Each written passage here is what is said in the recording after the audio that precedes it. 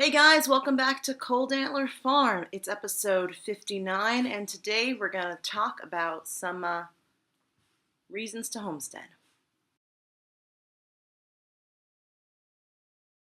Oh, Jesus, Mary, Joseph, and the camel. Oh, Collie Wars! Collie Wars! So this morning during chores, it was pouring rain, and it was that cold, windy, biting kind of rain where the temperature outside really isn't that cold, but the wet and the wind, it just gets through your skin and your layers of fat and gets you right in the bones, and you couldn't be more miserable.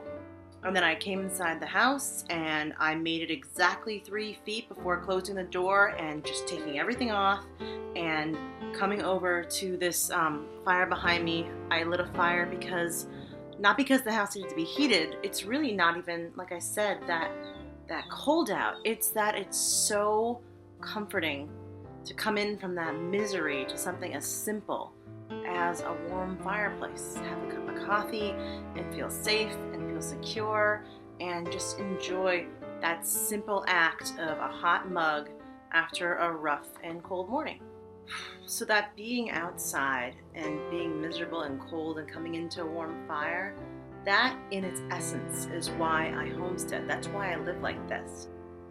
If you decide to homestead, you're basically choosing to have your adventures here. You're not going out on a plane to travel India. You're not trying to follow some giant career path. You're not trying to open on Broadway. And those are all great things. I'm not dissing them. What I'm saying is you're choosing to have your adventures where you live. And that to me is the real heart of it. I love that I can wake up in the morning and be soaking wet from a cold rain, come inside of a fire, and then I spent a couple hours on design and writing work, and now I'm doing this video for you. And tonight, this is what's going to happen, and this is why this is like a homesteading porn. I am going to keep this fire going as it gets dark. I'm going to open the window, so it's going to feel, well, the windows are open, but the windows will be open, and it's going to feel kind of windy and blustery, almost as if we're camping. And some friends are going to come over, and I have a huge chicken that I raised, that got butchered yesterday, and it's sitting in the fridge just waiting for this meal to call it by name. I'm going to roast this giant bird, and the house is going to fill with that smell of a roasting chicken, which is like the best smell in the world. Like if I ever get married, like my wedding bouquet better smell like roast chicken.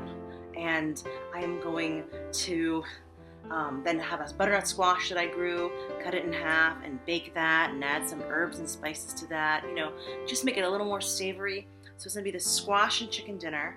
I'm going to cook the chicken over some kale that's also growing outside, and maybe throw in some garlic and onions and potatoes just to make it, a little more fleshed out.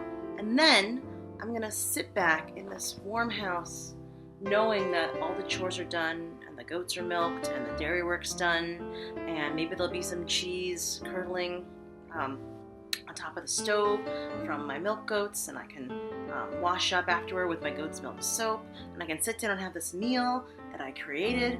And that to me, that whole experience, the whole life coming together from work to meals to food to various forms of self-employment, all of that, doing it for yourself is why I'm here. I don't know any other life that gives you that kind of reward and that level as much as homesteading.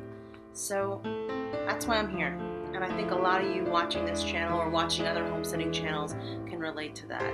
Whether your jam is something more along the lines of carpentry and building and creating with your hands that way, or maybe some of you are masons, or some of you are into ceramics or art or poetry or writing or just growing food, whatever it is you do, that sense of satisfaction after a lot of hard work, that's your coming inside from the rain and sitting by the fire. That's your cup of coffee first thing in the morning before the sun comes up. And it's a good feeling to me. It's what I live for. It's literally what I'm living for. There's a great quote, and I wish I could remember the gentleman who said it. He's a guy who runs an Appalachian homesteading survival school down in, I think it's North Carolina or Tennessee. I apologize, I don't know his name, but he always says, I live for a living.